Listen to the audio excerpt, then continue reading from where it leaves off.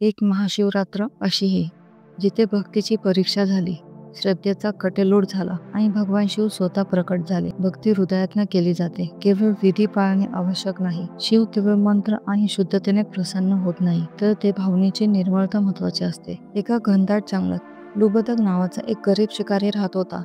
तो आपल्या परिवाराच्या उदरनिर्वाहासाठी दररोज जंगलात जाऊन प्राण्यांची शिकार करत असे. त्याचा व्यवसाय साधा असला तरी त्याच्या हृदयात कोणत्याही प्रकारची कठोरता नव्हती. तो केवळ आपल्या कुटुंबाचा उदरनिर्वाह करण्यासाठी शिकार करत असे. एके दिवशी लुबधक नेहमीप्रमाणे आपल्या शिकारीच्या शोधात जंगलात गेला होता. त्या दिवशी महाशिवरात्र होती, परंतु लुबधकला याची काही जाणीव नव्हती.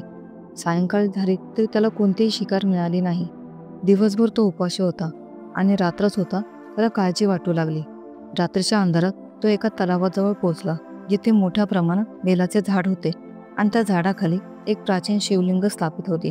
पण अंधारामुळे त्याला ते दिसले नाही.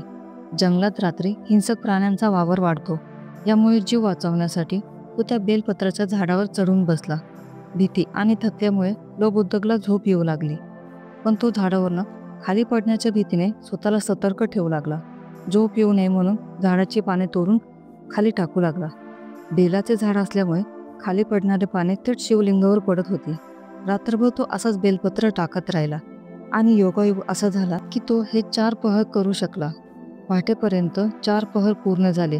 त्याच्या या कृतीमुळे त्याने नकळतपणे शिवरात्रीचे जागरण आणि पूजा पूर्ण केली. शिवलिंगावर बेलपत्र वाहण्याचा मुख्य नियम असतो आणि त्याने तो निर्विघ्नपणे पूर्ण केला.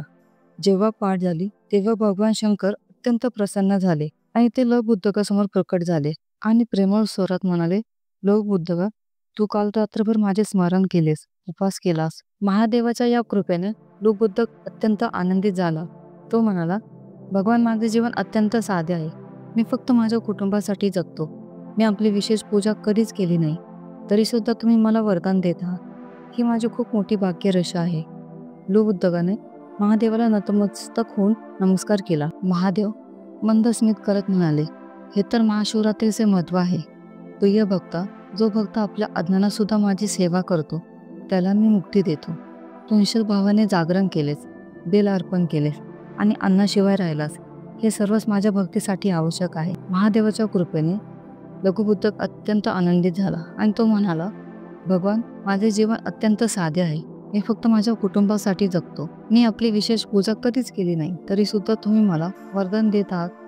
ही माझी खूप मोठी भाग्यरेषा आहे. लुबधकाने महादेवाला नतमस्तक होऊन नमस्कार केला. त्या दिवसापासून त्याचे जीवन बदलले. तो फक्त आपल्या उपजीविकेसाठी शिकार करत नव्हता, तर प्रत्येक प्राण्याच्या जीवाची किंमत समजून घेत होता. काही वर्षांनी त्याने आपले संपूर्ण जीवन शिवभक्तीत अर्पण केले आणि महादेवाच्या कृपेने त्याला मोक्ष प्राप्त झाला. लुबधकाची ही कथा आपल्याला शिकवते की भक्ती ही केवळ विधीपूर्वक. महादेव भक्तांच्या हृदयातील निर्मळता पाहतात आणि त्यांना त्यांच्या भक्तीच्या जोरावरती वरदान देतात. त्यामुळे महाशिवरात्रीच्या दिवशी जागरण, उपास आणि शिवपूजा करून महादेवाची कृपा मिळवता येते. ओम नमः शिवाय. श्री स्वामी समर्थ. जय जय स्वामी समर्थ. सद्गुरू स्वामी समर्थ. स्वामी समर्थ महाराज की जय.